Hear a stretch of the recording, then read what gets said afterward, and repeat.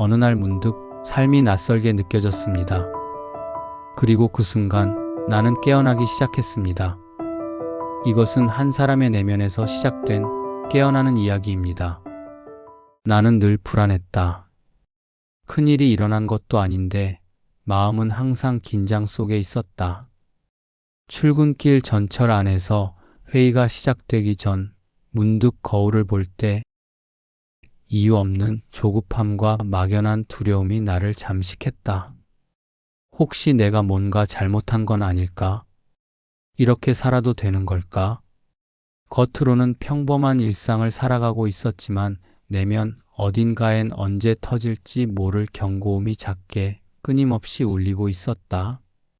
알고 보니 이건 내 뇌의 문제였다. 뇌는 생존을 위해 설계된 경고 시스템이다. 위험한 상황을 미리 감지하고 나쁜 결과를 예측하고 불편한 감정을 빠르게 만들어낸다. 그 덕분에 인간은 오래 살아남을 수 있었지만 지금의 우리는 더 이상 사냥을 하지도 도망치지도 않는다. 그런데도 뇌는 여전히 사소한 실수, 상사의 말투, 내일의 일정 같은 것들에도 위험하다는 신호를 보내며 불안을 과잉 생산하고 있다. 도파민은 기대와 보상의 호르몬이다. 불확실한 보상이 주어질 때 도파민은 더욱 강하게 분비되고 그 도파민은 반복해서 우리를 더 잘해야 해, 이걸 놓치면 안 돼라는 생각에 붙잡아 놓는다. 이 기대와 경고 사이에서 우리의 뇌는 항상 과열 상태다. 그리고 이 과열이 불안을 쉬이 떠나보내지 못하게 만든다. 스토아 철학자들은 이 불안한 상태를 이미 오래전에 간파하고 있었다. 로마의 철학자 세네카는 고통의 본질에 대해 깊이 탐구했다. 그는 실제 일어난 일보다 그 일에 대한 우리의 생각과 상상이 더 큰 고통을 준다고 보았다. 마르쿠스 아우렐리우스 역시 명상록에서 외부 사건 자체가 아니라 그것에 대한 우리의 판단이 문제라고 강조했다. 그들에게 중요한 것은 무엇이 일어났는지가 아니라 그것을 어떻게 받아들이느냐였다. 나는 그들의 가르침을 곱씹으며 처음으로 내 감정을 한 걸음 떨어져 바라보게 되었다. 이건 뇌의 반응이지 나의 본질은 아니다. 이 작은 인식의 변화가 파도처럼 밀려오던 불안을 살짝 멈추게 했다.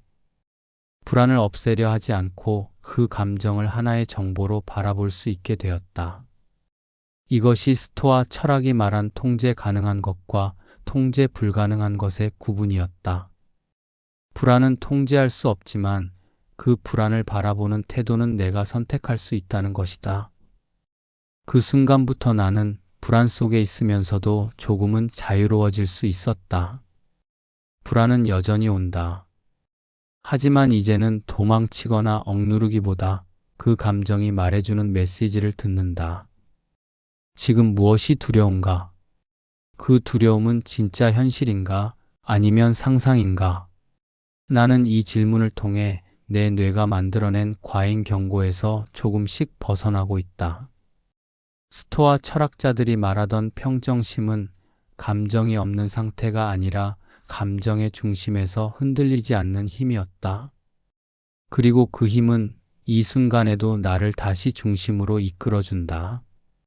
모든 변화는 아주 작게 깨어나는 순간에서 시작됩니다. 오늘도 당신의 내면 어딘가에서 깨어남이 시작되길 바랍니다.